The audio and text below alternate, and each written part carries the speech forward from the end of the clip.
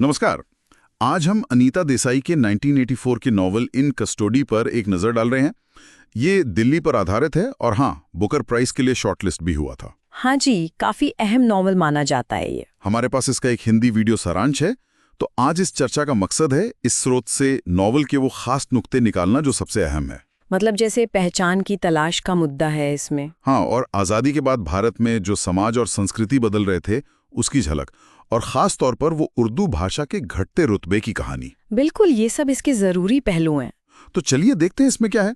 कहानी शुरू होती है देवेन शर्मा से। ये मीरपुर के कॉलेज में हिंदी पढ़ाते हैं, पर इनका असली जुनून तो उर्दू शायरी है। एक दबा हुआ पैशन कह सकते हैं। हाँ, और ये नॉवल आज़ादी के ठीक बाद के भारत में सेट है।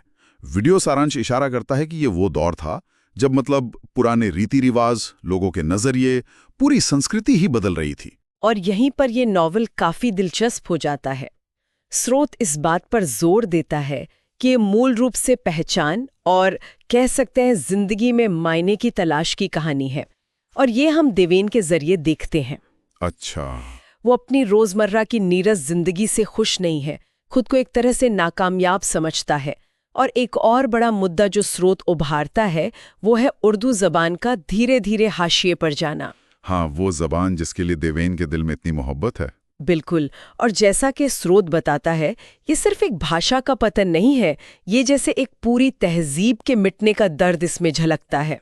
किरदारों की बात करें तो सबसे अहम तो देवेन शर्मा ही हैं। हिंदी प्रोफेसर, मगर बनना चाहते थे उर्दू शायर, और वो मशहूर उर्दू शायर नूर शाहजहानाबादी के बहुत बड़े प्रशंसक हैं। हाँ, नूर शाहजहानाबादी एक उम्रदराज मानवी शायर, लेकिन वो खुद भी उर्दू के घटते चलन से बहुत दुखी हैं। और उनकी अपनी जिंदगी भी काफी उलझी हुई है ना। स्रोत बताता है उनकी दो बेगमों के बारे में, सफिया और इम्तियाज, उनके झगड़े वगैरह। हाँ, सफिया बेगम पहली पत्नी है और इम्तियाज दूसरी, जो खुद भी थोड़ी महत्वाकांक्षी हैं, नाम कमाना चाहती हैं। ये तनाव भी कहानी का हिस्सा है। स्रोत में देवेन के दोस्त मुराद का भी जिक्र है। हाँ, मुराद जो प्रकाशक है, और यहीं से कहानी में मतलब एक अहम मोड़ आता है। अच्छा, मुराद के जरिए देवेन को अपने आदर्श शायर नूर उनका इंटरव्यू करने का मौका मिलता है। जाहिर है देवेन तो बहुत उत्साहित है, पर साथ ही घबराया हुआ भी। ये तो बड़ा मौका था उसके लिए। हाँ बिल्कुल, और वो जैसे तैसे यूनिवर्सिटी से इस प्रोजेक्ट के लिए थोड़ी फंडिंग भी जुटा लेता है। लेकिन यहीं पर उम्मीदें टूटती हैं। जब देवेन पुरानी दिल्ली में नूर से मिलने पहुंचता है तो स्रोत के मुताबिक उसका सारा भ्रम टूट जाता है। ओह, मतलब जैसा सोचा था वैसा नहीं निकला। बिल्कुल नहीं। नूर का घर एकदम बेहाल है। वो खुद जिस्मानी और जज्बाती तौर पर बहुत कमजोर हो चुके हैं, चापलूसों से घिरे रहते हैं, और घर में बेगमों के झगड़े तो आम बात है। बाप। तो ये नज़ारा सिर्फ शायर की हालत नहीं दिखाता, ये शायद उस भाषा और तहजीब के बिखराव का ही एक अक्स है जिसके नूर प्रतीक माने जाते हैं। देवेन की उम्मीदें यहाँ हकीकत से बुरी तरह टकराती हैं। अरे, यानी उसे अपने हीरो से मिलकर इतनी निराशा हुई? फिर वो इंटरव्यू रिकॉर्ड करने की कोशिश तो करता होगा। हाँ, कोशिश करता है। कॉलेज से कुछ पैसे मिलते हैं। मुराद एक पुराना सा वो जापानी रिकॉर्डर लाता है और टेप करने के लिए दो अनुभवहीन लड़कों, चीकू और पिंटू को भेज दिया जाता है। अनुभवहीन? फिर तो गड़बड़ होनी ही थी। बिल्कुल, जैसा स्रोत बताता है, मुश्किलें ही मुश्किलें हैं। इम्तियाज बेगम रुकावट डालती हैं, बीमारी का बहाना करती हैं।